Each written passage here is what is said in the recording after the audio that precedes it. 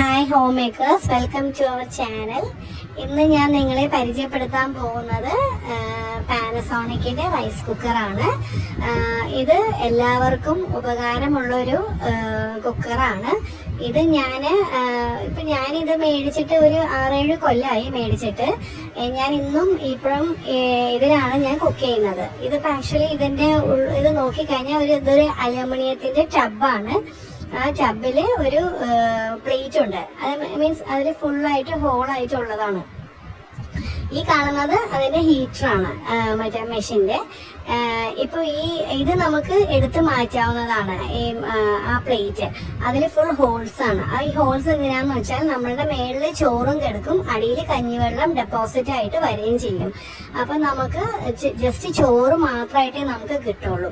അപ്പൊ ഈ പ്ലേറ്റ് ഇപ്പൊ എന്റെ ഇത് കാണുന്നത് ആ ഒരു കളറിലൊക്കെ കാണുന്നതെന്ന് വെച്ചാൽ ഞാനിപ്പോ 8 കൊല്ലമായിട്ട് ഇത് ഉപയോഗിക്കുന്നതുകൊണ്ടാണ് അങ്ങനെ ഒരു കളറിൽ വന്നിരിക്കുന്നത്.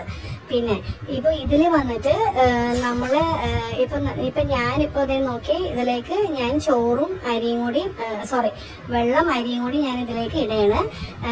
സാധാരണ എന്റെ ലെവല് കാണിക്കുന്നത് കുറച്ചും കൂടി മേളിലേക്കാണ്. ബട്ട് ഇന്ന് ഞാൻ കുറച്ച് അരി ഇടുന്നുള്ളൂ. ഞാൻ ഇടുന്നത് സുരേഖയാണ്. അതിപ്പോ നിങ്ങൾക്ക് ഓപ്ഷനാണ്. നിങ്ങൾക്ക് മട്ട റൈസോ ഏത് വേണേലും ഇടാം, ജയ ഇടാം, എല്ലാം ഇടാം. ഞാൻ സുരേഖയാണ് ഉപയോഗിക്കുന്നത്. അപ്പൊ അതിന്റെ കറക്റ്റ് ലെവല് ഞാനും തുടക്കത്തിൽ എനിക്കും വളരെ ബുദ്ധിമുട്ടായിരുന്നു. ഒരു 2-3 ദിവസത്തേക്ക് അതിന്റെ ലെവലിൽ ചെറിയൊരു വ്യത്യാസം വരും.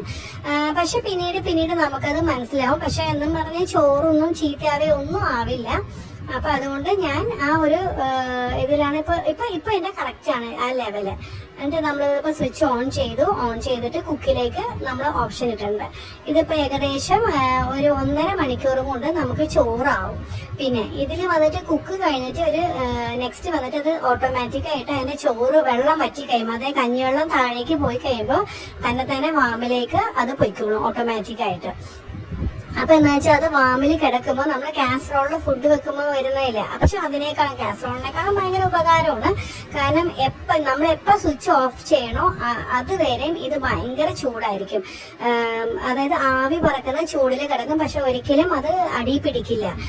മീൻസ് കഞ്ഞിവെള്ളം അടിയിൽ ഡെപ്പോസിറ്റ് ആയിട്ട് കിടക്കുകയാണല്ലോ. അപ്പൊ ചോറ് എപ്പോഴും നമ്മൾ ഏത് സമയത്ത് തുറന്നെടുത്താലും നമുക്ക് ആവി പറക്കുന്ന ചോറ് നമുക്ക് ഉപയോഗിക്കാൻ പറ്റും. ഇത് എസ്പെഷ്യലി നമുക്ക് വീട്ടമ്മമാർക്ക് എന്താണെന്ന് വെച്ചാൽ ഇപ്പൊ രാവിലെ പിള്ളേർ സ്കൂളിൽ പോകുമ്പോൾ ഈ പറഞ്ഞതുപോലെ രാവിലെ വെളുപ്പിന് 5 മണിക്ക് എഴുന്നേറ്റ് വെള്ളം വെച്ച് അരി അടുപ്പത്തിട്ട് അത് വടിക്കുക, അങ്ങനെയുള്ള കുറേ കാര്യങ്ങളുണ്ട്. പക്ഷെ ഇത് എന്താന്ന് വെച്ചാൽ ഏറ്റവും യൂസ്ഫുൾ എന്താ വെച്ചാൽ നമുക്ക് രാത്രി കിടക്കുന്നതിന് മുമ്പ് നമുക്ക് ഇതിലേക്ക് അരിയും വെള്ളം ഒഴിച്ചിട്ട് ഓൺ ചെയ്ത് ഇട്ട് കഴിഞ്ഞാൽ നമ്മൾ രാവിലെ നമുക്ക് സമാധാനത്തിൽ എഴുന്നേറ്റ് നോക്കുമ്പോൾ ഇതിൽ ചോറായിട്ടുണ്ടാവും. എന്നിട്ട് നമുക്ക് അതങ്ങ് ഓഫ് ചെയ്ത് കഴിഞ്ഞാൽ ആ ചൂട് ചോറ് പിള്ളേർക്ക് കൊടുക്കാനും പറ്റും.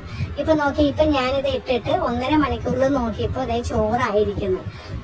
ചോറ് ആവി പറക്കുന്ന ചോറ് കണ്ടോ. അപ്പൊ ഇത് നമ്മള് എന്ന് വെച്ചാൽ 1.5 മണിക്കൂർ ചൂരും. പക്ഷെ ഇതിന്റെ കറന്റ് കൺസപ്ഷൻ ഒന്നും നമുക്ക് കൂടുതലായിട്ട് വരുന്നുമില്ല. ഇപ്പൊ ഞാൻ നോക്കി, ഇപ്പൊ ഞാൻ കാണിച്ചു തരാം. അതിന്റെ താഴെ കുറച്ച് വെള്ളം കിടന്ന് തിളയ്ക്കുന്നുണ്ടാവും. അതായത് വാമില് കിടക്കുമ്പോഴും ഇതിൽ വെള്ളം ഉണ്ടാവും. ആ വെള്ളം ഇങ്ങനെ തിളച്ച് വറ്റിയിട്ട് ചോറ് മാത്രം മേളിലുണ്ടാവും. ആ അരിപ്പ പോലത്തെ പ്ലേറ്റിന്റെ അടിയിലേക്ക് മൊത്തം കഞ്ഞിവെള്ളം അതിന്റെ അടിയിൽ കിടക്കും, മേളിൽ ചോറും കിടക്കും.